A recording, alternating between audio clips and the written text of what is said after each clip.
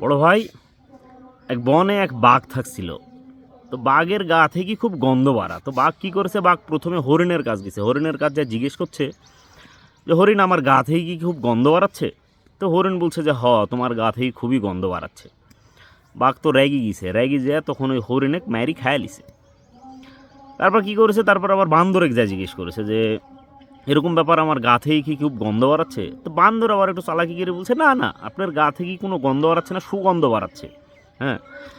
তো বাঘ বুঝতে পারছে যে এই মিথ্যে কথা বলেছে। দিয়ে তখন কী করেছে, অক ম্যারি খেয়ে লিছে। তারপরে গেছে শিয়ালের কাছে। শিয়াল এক যা জিজ্ঞেস করছে যে শিয়াল, আমার গা থেকে কি খুব গন্ধ বাড়াচ্ছে? তো তখন শিয়াল বলছে যে না, আমি কোনো গন্ধ পাচ্ছি না, কারণ আমার নাক বন্ধ হয়ে আছে, আমি কোনো গন্ধ পাচ্ছি না। তো তখন বাঘ কিছু না বলি অর্পর রাগায়নি, অর্পর আনন্দিতও হয়নি, ওখান থেকে চলে গেছে। তখন বিষয় হচ্ছে, মোরাল অফ দ্য স্টোরিটা কী?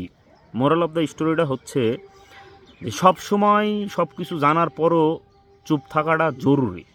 হ্যাঁ, তাতে নিজের প্রাণ বাঁচে। তো মাঝে মাঝে অনেক সময় নিজের মানে ওই প্রশ্নের উত্তর জানার পরেও চুপ থাকতে হয়, পরিবেশ বুঝি।